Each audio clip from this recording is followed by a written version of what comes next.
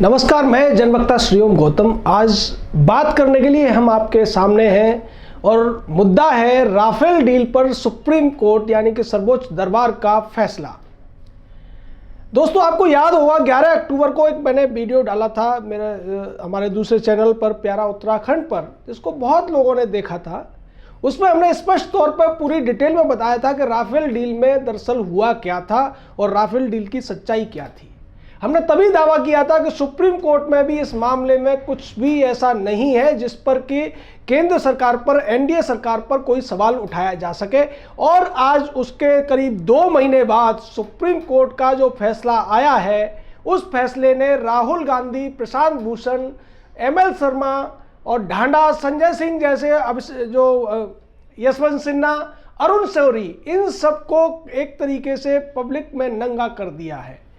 उन्होंने जिस तरीके से उस पूरे डील का हमने जैसे बताया था, और हमने तभी कहा था कि जब हम जैसा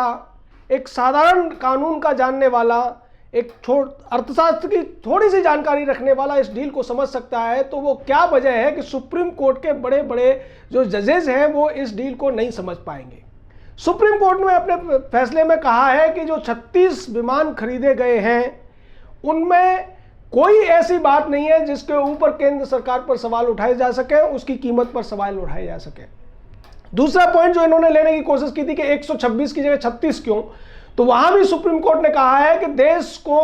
उस चौथी पांचवी जनरेशन के उन विमानों से वंचित नहीं रखा जा सकता है। एयरफोर्स को इन विमानों की जरूरत है और इन विमानों को जिस तरीके से इस डील में खरीदा जा रहा है वो देश के लिए बहुत अच्छा है। इसी को लेकर हमने बार बार कई वीडियो में ये बात कही थी कि कांग्रेस नहीं चाहती कि इंडियन एयरफोर्स को वो टेक्नोलॉजी मिले, वो नई पीढ़ी के ये राफेल जिस पीढ़ी के विमान हैं वो विमान मिले जिससे कि एयरफोर्स मजबूत हो। जबकि एयरफोर्स को इसकी जरूरत 2005 से है, चूंकि ये डील 2007 से शुरू हुई थी। अब तक 13 साल बीत चुके हैं और अभी कम से कम 3 साल और लगेंगे इन पूरे विमान का जो जखीरा है, जो स्क्वाड्रन है, उसको एयरफोर्स में इंसेप्शन होने में। तो ये सारे मुद्दे हम उस समय ले रहे थे और हम एक बात की तरफ हमने इशारा और भी किया था कि अगर इस डील में कोई लोच रहा होता, कोई भी झोल रहा होता, तो शायद केंद्र सरकार अपने बचाव में उतर पड़ी होती। लेकिन केंद्र सरकार, नरेंद्र मोदी और अमित शाह जैसे लोग इस पूरी डील के ऊपर कुछ नहीं बोल रहे थे। ये सीधा सीधा संकेत था उन लोगों के लिए जो थोड़ा बहुत भी इन दोनों की नीति को समझते हैं कि ये निश्चित तौर पर राहुल गांधी को एक जाल में फंसा रहे हैं और उन सभी नक्सल जो अर्बन नक्सल हैं, प्रशांत भूषण टाइप के, उनको फंसा रहे हैं। क्योंकि ये लोग जो दावे कर रहे थे राफेल का, इनमें से कई तो ऐसे लोग थे और आम आदमी भी इस बात को करने लगा था कि राफेल में चोरी हुई है। क्योंकि राहुल गांधी का वो जुमला चौकीदार चोर है का दावा पूरी जगह उन्होंने इस तरीके से इतनी बार बोला था कि जनता का एक एक आदमी उसको सुन के और याद कर रहा था। लेकिन वो लोग जो ज़्यादातर पढ़े लिखे भी थे, उन्हें राफेल की पूरी स्पेलिंग भी नहीं आती कि राफेल को अंग्रेजी में लिखते कैसे हैं। उन्हें यह भी नहीं पता था कि राफेल की जो डील है वो डॉलर में हुई थी या यूरो में हुई थी।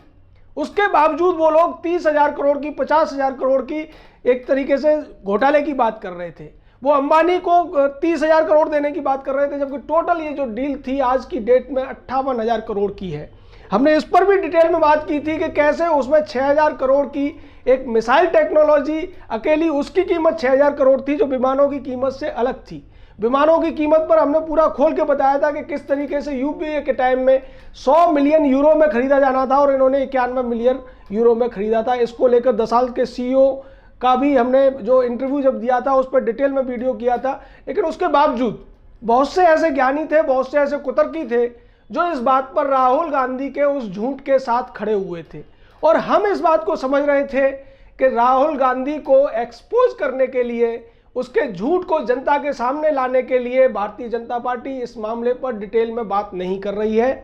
उसकी एक और वजह थी और वो वजह ये थी कि नरेंद्र मोदी चाहते थे कि 2019 के चुनाव में फिर से भ्रष्टाचार एक बार मुद्दा बने। क्योंकि वो जानते हैं कि 2014 के चुनाव में उनकी छवि के साथ साथ, आरएसएस की कैंपेनिंग के साथ साथ, अमित शाह की रणनीति के साथ साथ अगर कोई सबसे बड़ा फैक्टर था उन्हें जिताने में, तो वो था उस चुनाव में भ्रष्टाचार एक बड़ा मुद्दा था। भ्रष्टाचार के मुद्दे पर चाहे कांग्रेस हो या उसके सपा बसपा जैसे सहयोगी हो, ये सब के सब दल जनता की नज़र में चोर नजर आते हैं। और यही वजह थी जब राहुल गांधी राफेल राफेल चिल्ला रहे थे तो नरेंद्र मोदी उस पर डिटेल बताने की बजाय चुटकी लेते थे और केवल इतना कहते थे कि उसमें भ्रष्टाचार नहीं हुआ है। वजह यह थी कि वो जानबूझकर ऐसा कर रहे थे कि राफेल का मामला पूरे देश में इतना छा जाए कि जब राफेल पर बात हो तो भ्रष्टाचार की बात हो। और केंद्र सरकार चूंकि उस मामले में पूरी तरीके से क्लीन थी, जैसा कि सुप्रीम कोर्ट ने भी माना,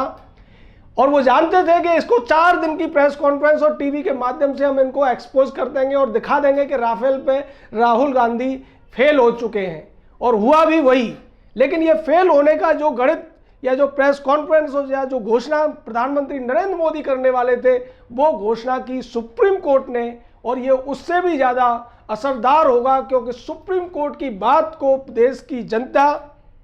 बड़े सम्मान के साथ देखती है। अब उस पर सवाल उठाने की हिम्मत न तो राहुल गांधी की है, न राहुल गांधी की पार्टी के अन्य लोगों की। हाँ, वो इतना जरूर कर सकते हैं, जैसा कि आनंद शर्मा ने कहा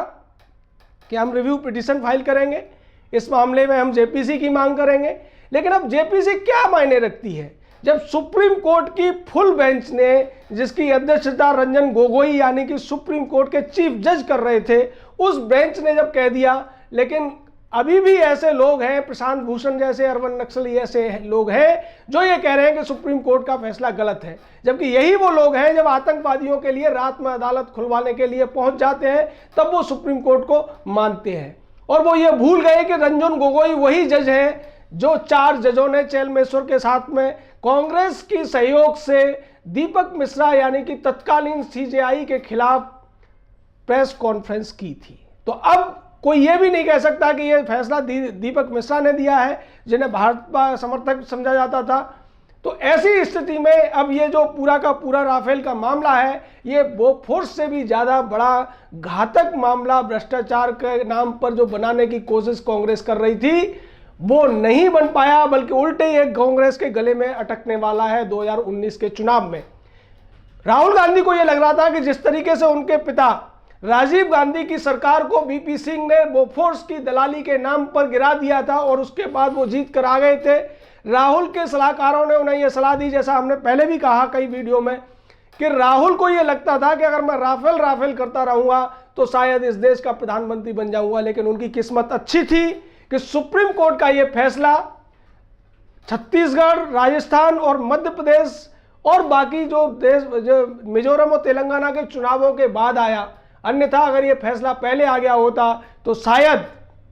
इन तीनों राज्यों में यानी छत्तीसगढ़, राजस्थान और मध्य प्रदेश में भारतीय जनता पार्टी की ही सरकार वापसी कर गई होती, कितना भी एंटी इनकम्बेंसी फैक्टर रहा होता। क्योंकि उस स्थिति में भाजपा को एक एडवांटेज मिलता, उनकी ईमानदारी पर मुहर लग गई होती सुप्रीम कोर्ट की, तो शायद आज जैसा कि 5 सीटों से मध्य प्रदेश में कांग्रेस आगे है, राजस्थान में 25 सीटों से आगे है और छत्तीसगढ़ में वो जरूर एक बड़े मार्जिन से आगे है। लेकिन अगर ये फैसला पहले आ गया होता तो राहुल गांधी की बचकाने झूठ की पोल पहले खुल गई होती और कांग्रेस पार्टी बुरी तरह से एक्सपोज हो गई होती। इस पूरे मामले में सुप्रीम कोर्ट ने डिटेल में बात किया है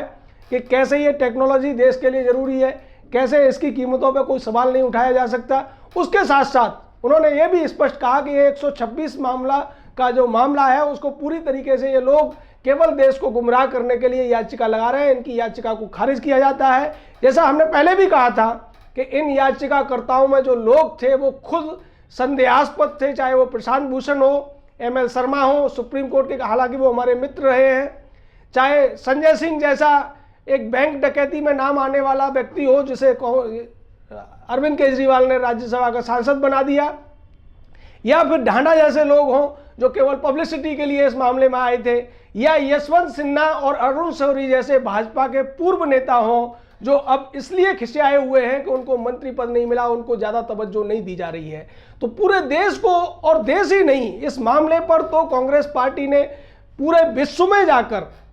राहुल गांधी जब बाहर भी गए थे तब भी वहाँ वो राफेल के मुद्दे पर कई बार उन्होंने देश को बदनाम करने की कोशिश की, भारतीय वायुसेना को बदनाम करने की कोशिश की, भारत की सरकार को बदनाम करने की कोशिश की, और पूरी तरीके से उनकी कोशिश ये थी कि इस टेक्नोलॉजी को वायुसेना में शामिल करने से रोका जाए, जिस पर हमने तब भी सवाल उठाए थे कि अगर वो ऐसा कर रहे हैं तो वो किसको फायदा पहुंचाना चाहते हैं। क्या वो चाइना को फायदा पहुंचाना चाहते हैं जो हमारा सबसे बड़ा दुश्मन है, या वो पाकिस्तान को जो हमारे देश में आतंकवाद की फौज भेजता है, आतंकवादियों को भेजता है। हमारे देश में जितनी भी आतंकवाद को लेकर घटनाएं होती है उन सब की जड़ पाकिस्तान में है। तो ऐसे देशों को फायदा पहुंचाने के लिए शायद राहुल गांधी और उनका पूरा ये जो गिरोह काम कर रहा था, जिससे राफेल डील को टलवाने की बात ये कर रहे थे, आज भी वो अभी पूरी तरीके से माफ़ी मांगने को तैयार नहीं। जैसा कि संसद में राजनाथ सिंह ने भी मांग की, जेटली ने भी मांग की, पूरी कांग्रेस, ये भाजपा मांग कर रही है कि राहुल गांधी को इस मामले पर पूरे देश से माफ़ी मांगनी चाहिए, क्योंकि सुप्रीम कोर्ट ने उनका मुंह काला कर दिया है। उन्हें अपने काले मुंह को छुपाने की बजाय उसको धोना चाहिए, जनता से माफ़ी मांगनी चाहिए और अपनी गलती स्वीकार करनी चाहिए। जैसा कि राहुल गांधी ऐसा करने वाले नहीं है, क्योंकि उनको इतनी समझ भी नहीं है। उनके जो सलाहकार हैं वो ऐसा करने नहीं देंगे। लेकिन ये बात निश्चित है कि राहुल गांधी और पूरा उनका जो महागठबंधन बनने की एक तरफ जा रहा था, उसकी सारी कोशिशों पर पानी फिर गया है लगता है, क्योंकि सुप्रीम कोर्ट का फैसला आने के बाद अगर वो जनता के बीच जाकर फिर से राफेल पर चौकीदार चोर है वाली बात करेंगे, तो जैसा कि कुछ उनके भाषणों में हुआ भी था कि जनता हल्ला मचाने लगी थी, हूटिंग करने लगी थी, शायद तब जनता इनके पीछे डंडे लेकर भागेगी और इन्हें आसानी से छोड़ने वाली नहीं है। तो मित्रों, राफेल डील पर हम पिछले 2.5 महीने से 2 महीने से आपके सामने सच को सामने लाने की कोशिश करते रहे। हमारे ऊपर लोग आरोप लगाते रहे कि आपको मोदी सरकार पैसा दे रही है, जबकि ऐसा कुछ नहीं था। हम केवल सत्य की लड़ाई लड़ने वाले हैं, सत्य को सामने लाने वाले हैं, और जो जनता के हित में है, जो राष्ट्र के हित में है, जो सेना के हित में है, जो भारत के समाज के हित में है, अगर वो मुद्दा होगा तो हम इसी तरीके से सामने आकर उसके ऊपर सच्चाई आप लोगों के सामने लाते रहेंगे। आप लोगों का बहुत बहुत धन्यवाद।